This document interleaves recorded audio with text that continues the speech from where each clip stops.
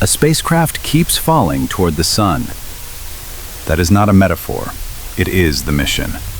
Each orbit strips away more of its momentum, allowing the Parker Solar Probe to descend deeper into the sun's outer atmosphere than any machine before it. And every successful return raises the same unsettling possibility. Perhaps the only way to understand our star is to keep surviving. A place once considered unreachable. The Delta IV Heavy rocket disappears into the Florida night, carrying a spacecraft that seems almost too small for its assignment.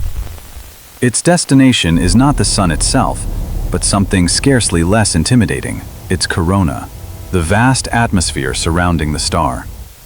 For centuries, astronomers could only study this glowing envelope from a distance, through eclipses, telescopes, and instruments kept safely away.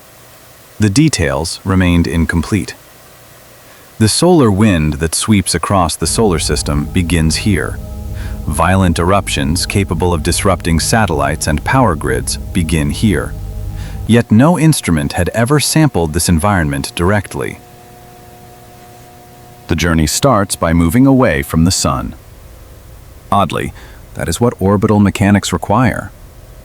Earth already races around the sun at tremendous speed. To fall inward, a spacecraft must shed that speed, not simply gain more. Parker does it through repeated encounters with Venus. Each gravity assist steals a little more orbital energy, tightening the path into another, closer approach.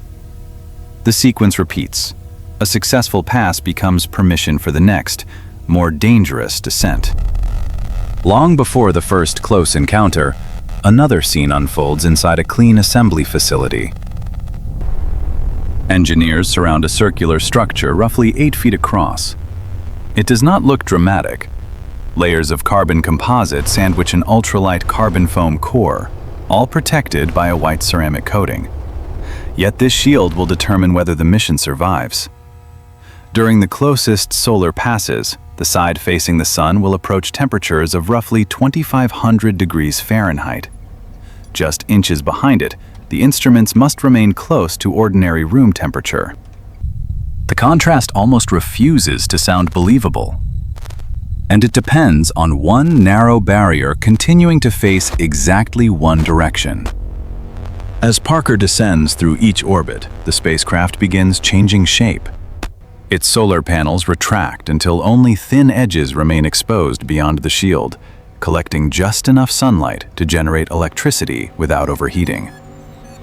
One scientific instrument deliberately reaches into the unprotected flow outside the shield.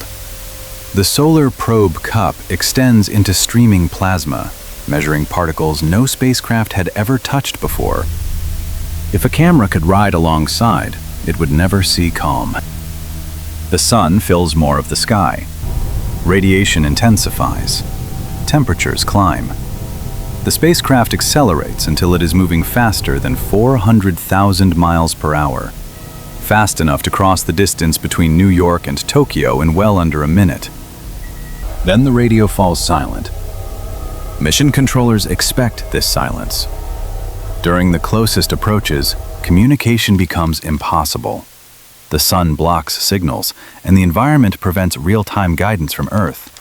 No one can steer the spacecraft through these moments.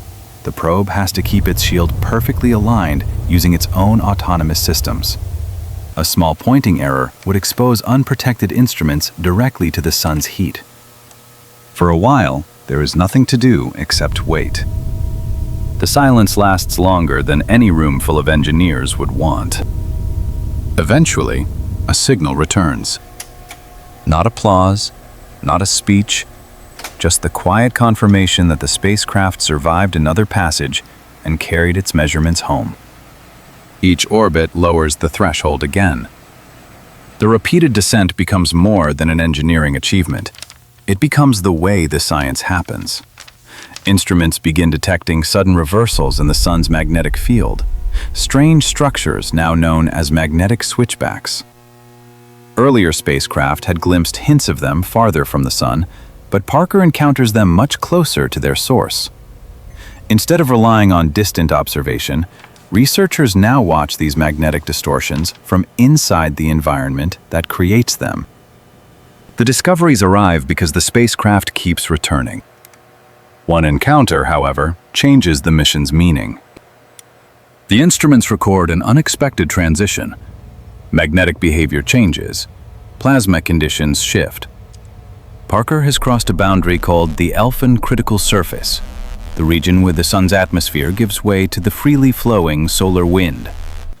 Human technology is no longer only observing the corona from outside. It is working inside it. The distinction sounds subtle. It changes the evidence. For the first time, measurements describe conditions before the solar wind escapes into interplanetary space. Questions that had lingered since the 1950s now meet data collected directly from their source.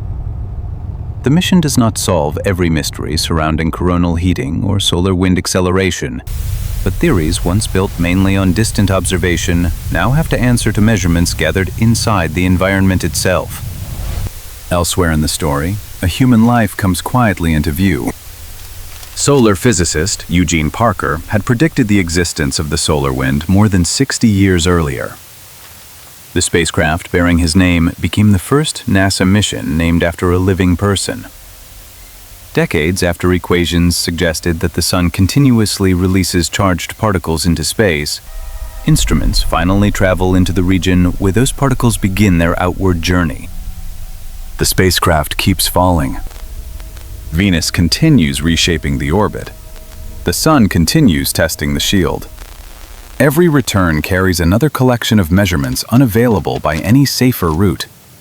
The mission never becomes routine, because the environment never does. Each deeper pass asks the same question under harsher conditions, and the spacecraft answers by surviving once more. When Parker reaches its planned closest approaches, it will come within roughly 3.8 million miles of the sun's visible surface, while racing through space at nearly 430,000 miles per hour. Yet the image that endures is not only speed or distance. It is the white face of a carbon-composite heat shield, still pointed toward the sun, carrying home evidence gathered from inside the atmosphere of a star.